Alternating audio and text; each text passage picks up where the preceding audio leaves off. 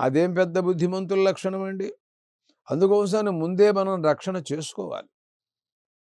అయితే మరి వేదాలలో దీని గురించి ఏమనుంది అనే విషయం గురించి మాట్లాడదాం. ఇంద్రో వృత్రగం హత్వా అసురాన్ పరాభావ్య సోమావాస్యాం ప్రత్యాగచ్చతు తే పితరః పూర్వేద్యురాగచ్చన్ పితॄన్ యజ్ఞో గచ్చతు అని పిండ పితృయజ్ఞ ప్రకరణం.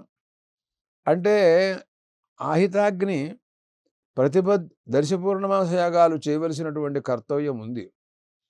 అయితే దర్శయాగము పాడ్యం నాడు చేయాలి. పూర్ణిమా యాగం తర్వాత రోజున పాడ్యం నాడు చేయాలి. ప్రతిపత్ కర్తవ్యాలవి.